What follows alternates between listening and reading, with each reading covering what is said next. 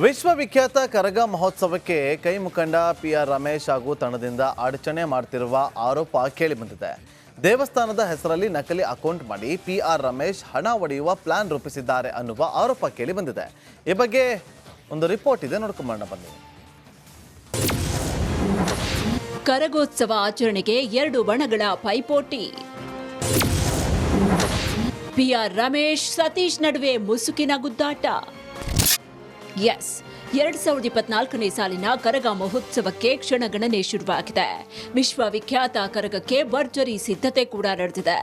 ಆದರೆ ಇದರ ನಡುವೆ ಕರಗ ಉತ್ಸವ ನಡೆಸುವುದಕ್ಕೆ 2 ಬಣಗಳ ನಡುವೆ ಗುದ್ದಾಟ ಶುರುವಾಗಿದೆ.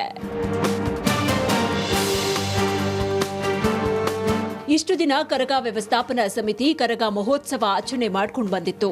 ಆದ್ರೀಗ ಏಕಾಏಕಿ ಕಾಂಗ್ರೆಸ್ ಮುಖಂಡ PR ರಮೇಶ್ ಅವರ ತಂಡ ರಾಜಕೀಯ ಒತ್ತಡವನ್ನ ತಂದು ಅನಧಿಕೃತವಾಗಿ ಉತ್ಸವ ಸಮಿತಿಯನ್ನ ಮಾಡಿಕೊಂಡಿದೆ. ಇದು ಹಣ ಲೂಟಿ ಮಾಡುವುದಕ್ಕೆ ಮಾಡಿರುವ ಪ್ಲಾನ್ ಅಂತ ಕರಗ ವ್ಯವಸ್ಥಾಪನಾ ಸಮಿತಿ ಅಧ್ಯಕ್ಷ ಸತೀಶ್ ಗಂಭೀರ ಆರೋಪ ಮಾಡಿದ್ದಾರೆ. PR ರಮೇಶ್ ಅವರು ಮತ್ತೆ ಸುಬ್ಬಣ್ಣ ಅವರು ನಮ್ಮ ಜನಾಂಗದಲ್ಲಿ ಬಿರುಕು ತರ್ತಾರೆ. ಇವಾಗ ಕರಗ ನಾವು 1 ತಿಂಗಳು ಮುಂಚೆ ಪ್ರಿಪೇರ್ ಆಗ್ತಾ ಇದ್ರಿ, ಇನ್ನು 1 ವಾರ ಇದೆ. ಏನಂದರೆ ಏನು ಮಾಡಿಲ್ಲ, ಇಲ್ಲಿ ಫುಲ್ಲು ಬಿರುಕು ತಂದು ಇಟ್ಬಿಟ್ಟಿದ್ದಾರೆ, ನಮ್ಮಲ್ಲಿ ಒಗ್ಗಟ್ಟು ಇಲ್ದಿರಂಗೆ ಮಾಡಿದ್ದಾರೆ. PR ರಮೇಶ್ ಅವರು ಮತ್ತು ಸುಬ್ಬಣ್ಣ ಅವರು ಒಂದು ಟೀಮ್ ಕಟ್ಕೊಂಡು ಅವ್ರ ಕೆಲಸ ಏನಂದರೆ DC ಆಫೀಸು, ಕಮಿಷನರ್ ಆಫೀಸು ಎಲ್ಲ ಸುತ್ತೋದು, MLAಗಳ ಹತ್ರ, ಮಿನಿಸ್ಟ್ರುಗಳ ಹತ್ರ ಸುತ್ತೋದು, ನಮಗೆ 2 ಕೋಟಿನ ನಮಗೆ ಕೊಡಿ ಅಂತ ಹೇಳ್ತಾರೆ. ಇನ್ನು ಈ ಬಾರಿ ಅದ್ದೂರಿಯಾಗಿ ಕರಗ ಆಚರಣೆಗೆ ಸಿದ್ಧತೆ ಮಾಡಿಕೊಳ್ಳಲಾಗಿದೆ.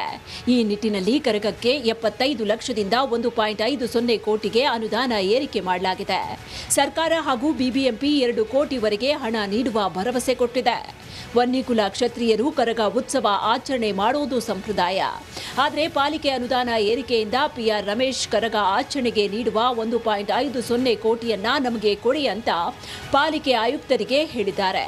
ಸದ್ಯ ಹೈಕೋರ್ಟ್ನಲ್ಲಿ ನಕಲಿ ಕರಗ ಉತ್ಸವ ಸಮಿತಿ ರದ್ದಾಗಿರುವ ಕಾರಣಕ್ಕೆ ಹಣ ನೀಡೋದಕ್ಕೆ ಒಪ್ಪಿಲ್ಲ. ಆದ್ರೀಗ ಏಪ್ರಿಲ್ 23ಕ್ಕೆ ಕರಗ ನಡಿಬೇಕಾಗಿದ್ದು ಅನುದಾನ ವಿಳಂಬದಿಂದ ಕರಗ ಸಿದ್ಧತೆ ಕೆಲಸ ತಡವಾಗ್ತಿದೆ ಅಂತ ಸತೀಶ್ ತಿಳಿಸಿದ್ರು.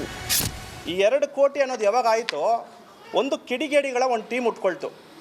ಅವ್ರು ಏನು ಮಾಡ್ತಾರಂದರೆ ಎಲ್ಲ ಒಂದು ಅಧಿಕಾರಿಗಳ ಹತ್ರ ಮತ್ತು ಒಂದು ರಾಜಕಾರಣಿಗಳ ಹತ್ರ ಹೋಗಿ ಈ ಸಲ ಉತ್ಸವ ಸಮಿತಿ, ವ್ಯವಸ್ಥಾಪನಾ ಸಮಿತಿ ನಮ್ದಿರೋದು, ಉತ್ಸವ ಸಮಿತಿ ಮಾಡಿ ನಮಗೆ ಒಂದು ಉತ್ಸವ ಸಮಿತಿ 30 ದಿವಸಕ್ಕೆ ನಮಗೊಂದು ಕೊಡಿ, ನಾವು ನಿಮ್ಮ ಇದಕ್ಕೆ ತುಂಬ ದುಡ್ದಿದ್ದೀರಿ, ನಮಗೆ ಒಂದು ಸರ್ಕಾರಕ್ಕೆ ನಮಗೆ ಉತ್ಸವ ಸಮಿತಿ ಕೊಡಿ ಅಂತ ಕೇಳ್ತಾರೆ.